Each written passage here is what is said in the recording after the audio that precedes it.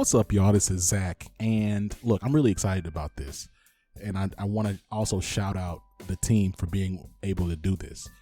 You're listening to this because we're doing something called 12 Days of Podcasts. So look, this is content that we want to make sure y'all get before 2020 is over. All right. So we're hitting y'all with some content as we wrap up the year for the next 12 straight days. These are interviews that we had earlier this year, but we couldn't get to releasing them because of coordination and just current events. We wanted to be a little bit more responsive to all the chaos that was happening around us in real time. So what we're doing is we're dropping this content for y'all now because we don't want y'all to hear it like 20 weeks from now. We want y'all to hear it now. So what you're about to hear is a super dope conversation that we have with an incredible guest. But before we get there, we're going to tap in with Tristan.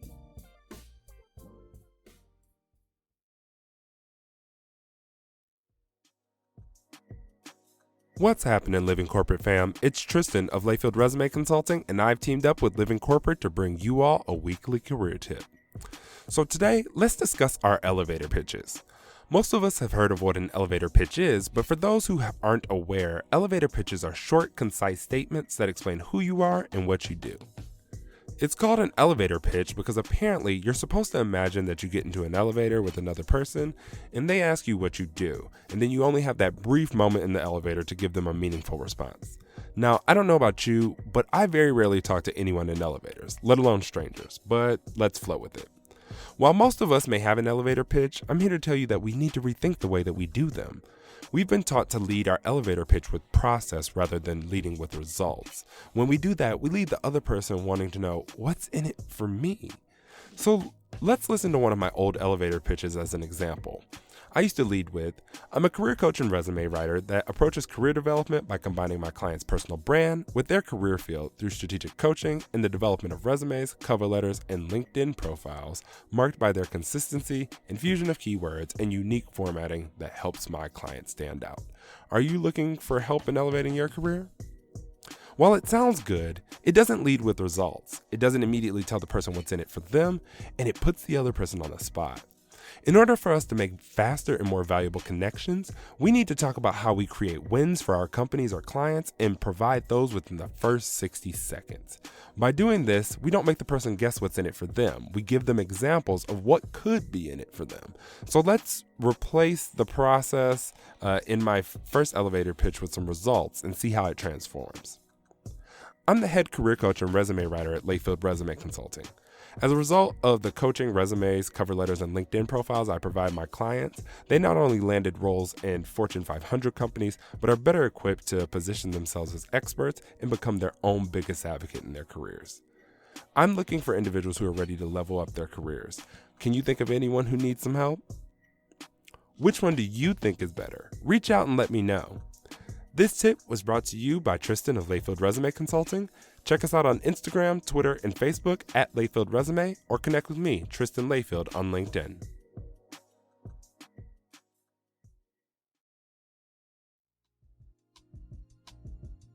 Today, just like every week, we have an incredible guest, Danisha Lomax. Danisha, welcome to the show. Thank you so much. Thank you. I'm so glad to be here. We're glad to have you here. I need to ask how you and your loved ones are doing during this pandemic. Oh my God. Thank you so much for asking. You know, we are alive. We are well. We are adjusting and sometimes readjusting within one day. I am super thankful that my children and I are in this together, but I'm not going to lie. I'm definitely humbled because shout out to the teachers. It's a lot.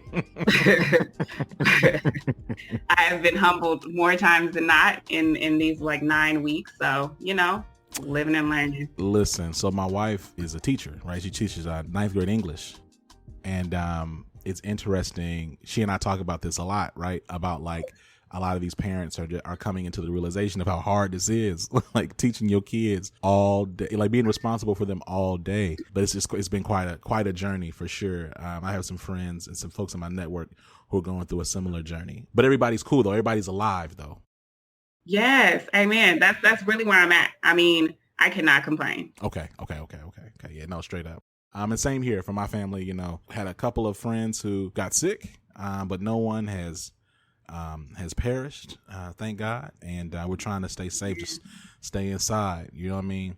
Use your common sense. You know what I mean? That part, the common part. The common part. Use it. Oh, all that sense, you gotta use the common part. Oh man, this is gonna be. I already know what kind of interview this is about to be. This is great. Okay. So let's get right into it.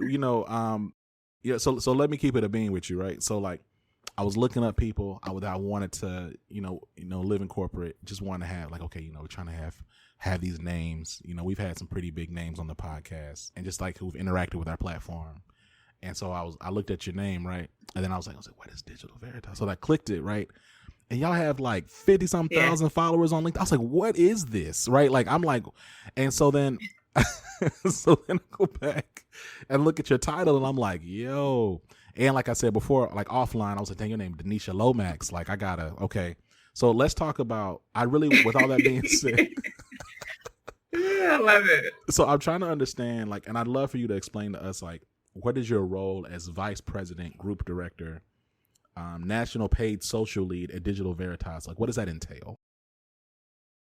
Yeah, so as a National Paid Social Lead at Digitas, I get the absolute honor of working with a team of 50 plus paid social media experts who are doing amazing work across various advertising and brand verticals, entertainment, retail, CPG, etc.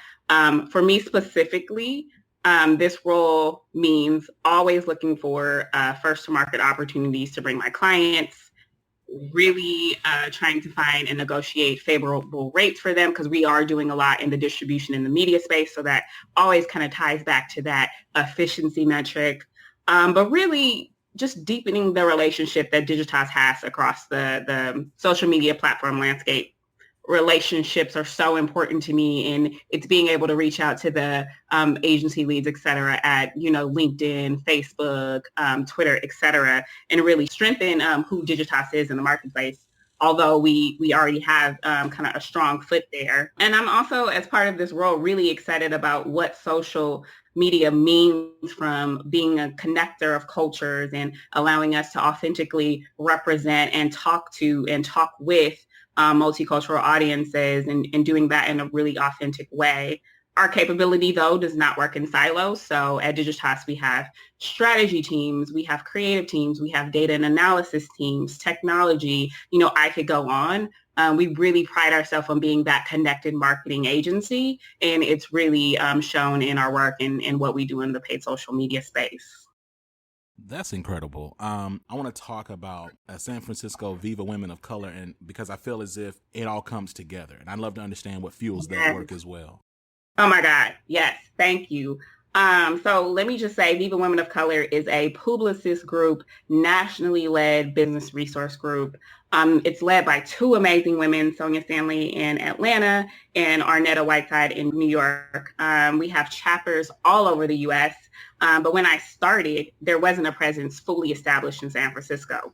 So at the time, also in culture, there were some heavy attacks on Black women. Actually, I can't even think of a time when it's not. Right. Serena was being slandered for being passionate at work. And it's happened to so many celebrities, but to so many quote unquote everyday people just like me. Right. So as a Black woman in a leadership position, I was like, there has to be a place for people like me, Black, other women of color, Latinx, Asian American, et cetera, to come together and talk about what it means to be a woman of color in corporate spaces, and kind of doing some research and asking around. I got connected with those two women and haven't looked back. I mean, our main focus is, again, giving women of color that space to be themselves, share, gain insight from mentors, people who have made it, and kind of get that behind the scenes conversation that doesn't really happen out in the open. And also create programs that educate and celebrate the intersectionality of all we are. No, you're absolutely right. I think it's wild because it's, let me check my watch, 2020, right? Year of our Beyonce. Right. And amen. And so like people are out here still just not being intersectional in like how they think about community. So like we talk about gender and race in very binary terms. We talk about sexual identity in very binary terms. We just talk about identity like in these very like just, you're either this or that. And it's like, look, people are multiple things, and human beings are complex and oftentimes hypocritical, like even in their own like just behaviors. And like, even though embracing that is hard work, it's critical if you really want to understand and reach folks. You know what I mean? Because if you don't, then you end up leaving out whole groups of people. 100%. And then we can't have this saying, come to work as you are, be your authentic self, but then we're not creating space for that. So we really have to practice what we preach. And I love that Viva Women of Color allows me to do that alongside being in this, national paid social role. It's coming together. There's so much intersection, and I love that I'm able to push the culture forward, inspire others, be inspired by others in this position. It's super cool. I'd love to talk a little bit about like personal branding and marketing, but then I want to talk a little bit more about like corporate communications like during this time. So like, it seems as if there was a point in time when like the social medias was like the young people stuff, right? Like, right. But as technology continues and like as accessibility becomes more and more on the forefront of conversations regarding career and also like career progression and networking, that really social media and having some type of digital footprint is critical in growing and developing as a professional. 100%. Can you talk a little bit more about like the role that's played over time and like the role that you've seen it take shape over time? Yeah. So we love to see the social evolution, especially as it pertains to professional branding. When I got started, social was just, kind of MySpace. Facebook was just kind of popping off. We had our Black Planet and different things like that. Yes, mi gente. Yes, old school, right? Yes. But then it developed into this, digital ecosystem that allowed you to show people exactly who you were, who you are, who you want to be. And I think over time, it's just been able to influence so much, right? So now companies are going to your social profiles first to get that first impression of who you are. And it's not just LinkedIn, it's LinkedIn and, Facebook and Instagram, Twitter, your websites, your blogs. So in my mind, it's really important for people to not control, but lean into what they want that narrative to be so that people understand who you are and kind of what you stand for. It's important to keep all those things updated and fresh because people are always looking and look how we kind of got connected and found each other. It's literally through that. Right. So it's no more of just your resume kind of speaking for you. And in that sense, it's a lot of these digital ecosystems, these social ecosystems, allowing them to speak for you before you actually get a chance to meet someone.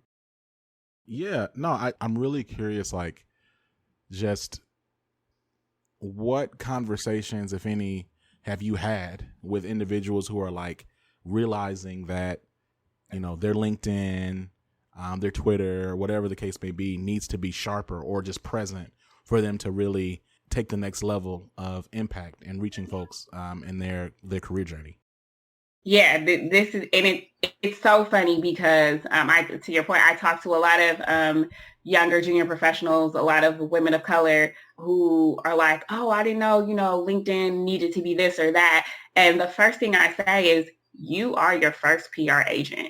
You control your narrative. You tell your story. And if you are not owning that, then you're leaving it up to people, to individuals, to companies, et cetera, to make up in their mind who they think you are. And so I am always like, keep your LinkedIn refreshed, every month, if you can.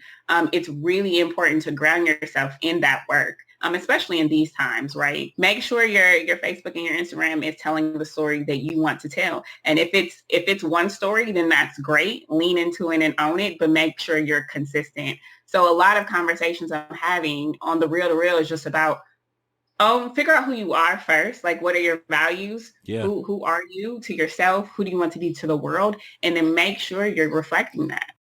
I mean, that's really helpful. And it's funny because I was about to ask about like some of your biggest, I was going to ask, some key like tips you would have in terms of like personal branding recommendations. But I think that really comes to the core of all of it. It's just, okay, who are you really, and what are you trying to broadcast, and then just being consistent in that. I think like consistency is so critical, right? Like in life, but certainly on a platform like social media, like in any type of like social media platform where like I can like look and see the history of the things that you've said and done. Okay. So like, and gather them receipts and be like, I'm not sure. I'm not sure. That doesn't align with what you said on March 7th, 2019. Like, right. It's like, I think to your point around like just being clear with like who you really are, it makes it easy to be consistent because you're just being yourself. Right, 100%. And then that is where true authenticity lies, right? We throw that word around. I use it a lot, but I fully understand that I know what I'm going to engage in and what I'm not. And I know where I'm going to have that open and in-depth conversation on which channels that'll happen, because I know where it matters most for me. Right. So I'm not getting involved in the things that someone else may be passionate about, because I understand that is their lane, and I appreciate that. I honor that, but I need to continuously honor the values that I set forth for me and be consistent in that. No, that's real. It's actually, that principle doesn't just apply, I think, to individuals, but it applies to groups of individuals or organizations as well, right? And so, we're in the midst of this pandemic. What are some trends you've seen during this time as it pertains to corporate communications? And what, in your mind, should companies be mindful of as they attempt to reach their audiences in meaningful ways? I love this question. It's so important and it's so great. And it really gets to the heart of the company and who the individuals are behind the company. I think at first when COVID first became like widely known and widely spread, it was really talking to our clients and brands about, being okay with taking a moment to pause. Take a moment to pause and think about what is it at this time that you really need to communicate to the audiences that you're trying to reach.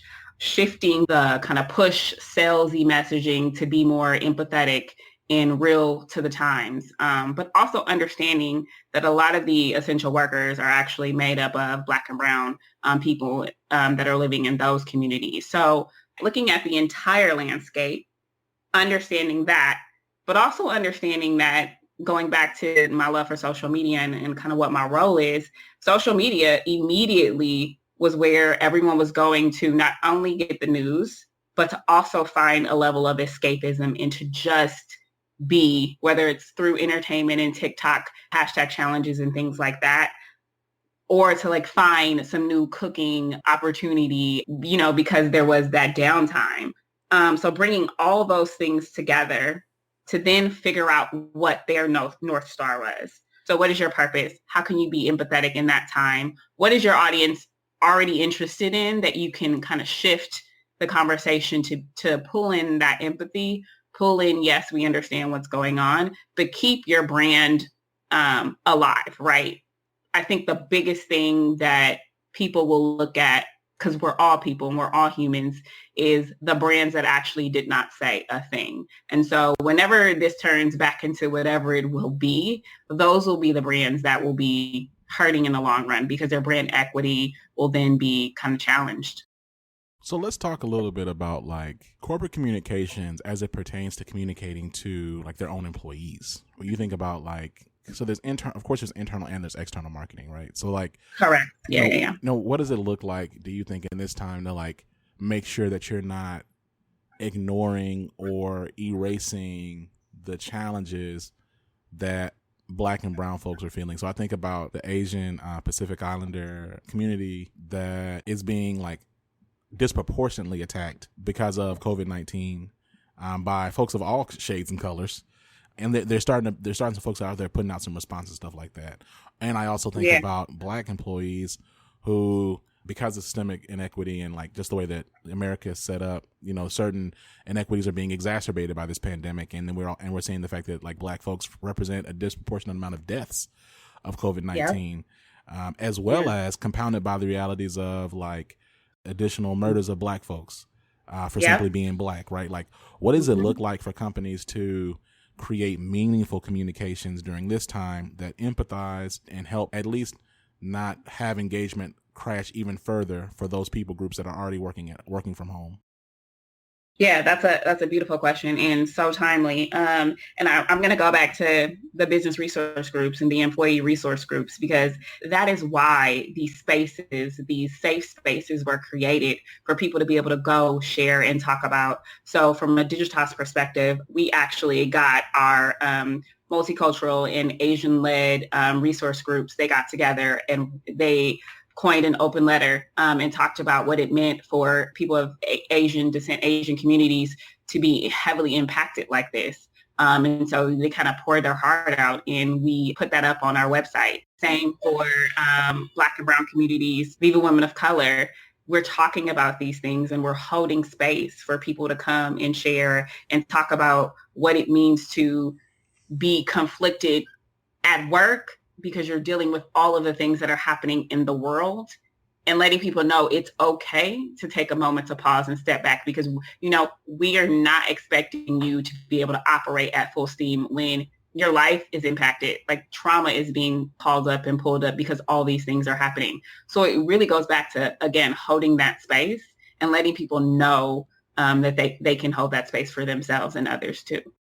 That's helpful. That's what's up. I think it's important too when you think about, like, you know, I say this as a Black person, like, I recognize that, like, my white majority leadership company is not going to fully grasp and understand the challenges that come with having dual consciousness in America as a Black man. Like, I don't expect them to, like, fully grasp that, nor am I looking to have that conversation with them. Like, y'all are here to pay me so I can pay my bills.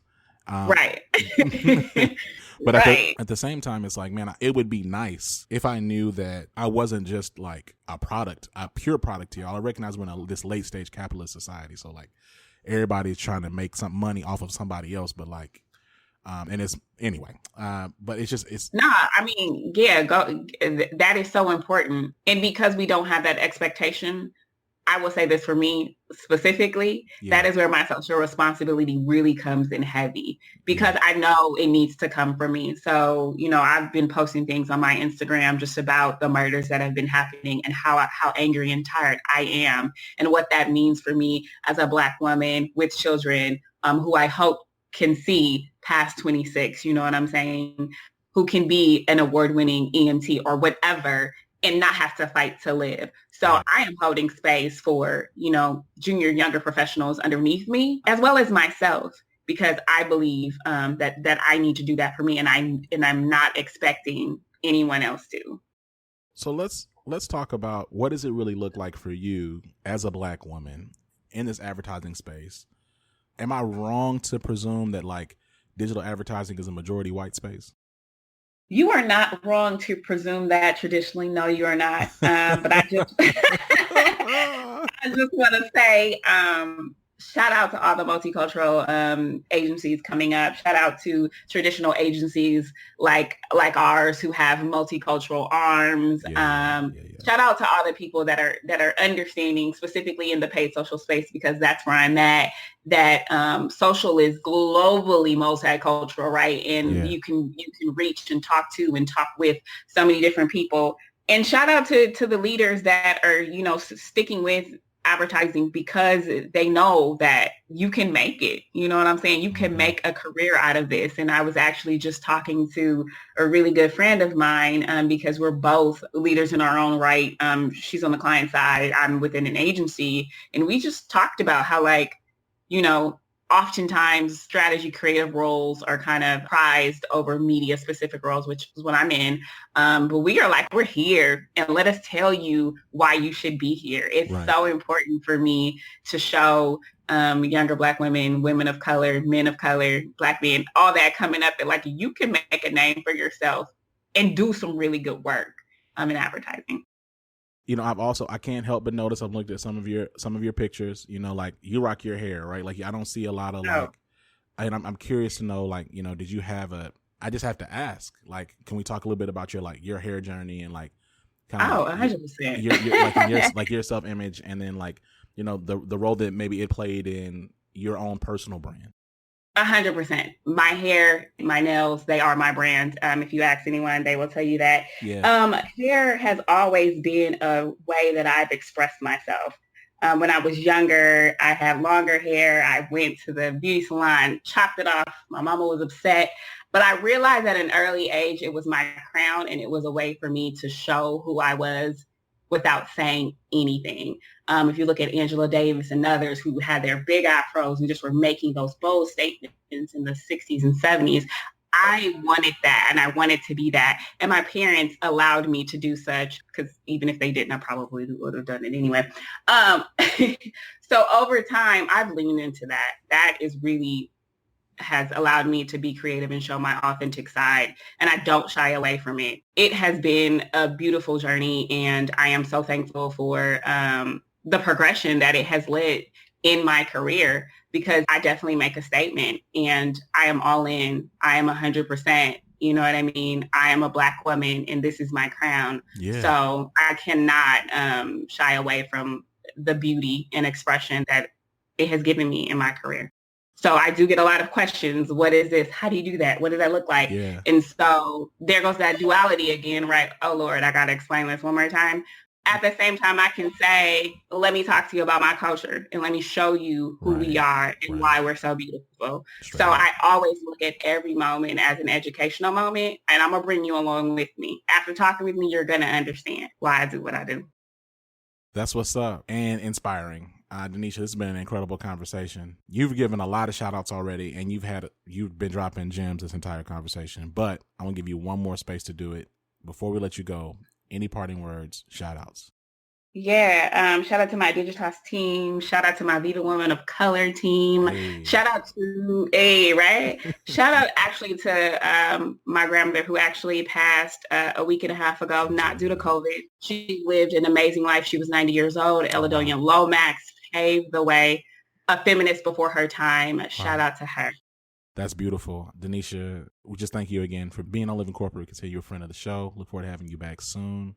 Y'all, this has been Living Corporate. You know what we do, right? We center and amplify marginalized voices at work by having real talk in a corporate world. Make sure you check us out. Make sure you check out Danisha Lomax, and all the information is going to be in the show notes. You know what I'm saying? I'm not going to list all of our domains. Just, we all on the internet, right? Barack Obama's internet, Al Gore's internet, you know what I mean? You check us out. We're on all the different platforms. We talked about Mahente earlier, Black Planet, Zanga, Zoom, shoot, what else? LimeWire, we're on everything. We're out here, man. So Living Corporate. You've been listening to Danisha Lomax, Vice President, Group Director, National Paid Social Lead at Digital Veritas, and Lead at SF Viva Women of Color. Catch y'all next time. Peace. All right, listen, really appreciate y'all being here. Make sure y'all check out the notes in the show notes. Make sure if you have a question that you want to send to us, you have a listener letter, anything like that, just email us at livingcorporatepodcast@gmail.com. Until next time, this has been Zach. Oh yeah, make sure you give us 5 stars on Apple Podcasts. All right, catch y'all soon. Peace.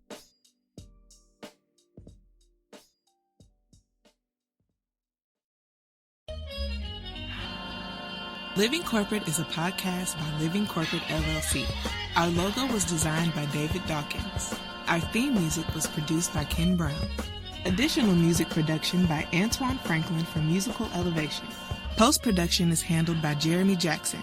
Got a topic suggestion? Email us at livingcorporatepodcast@gmail.com. You can find us online on Twitter, Facebook, Instagram, and living-corporate.com. Thanks for listening. Stay tuned.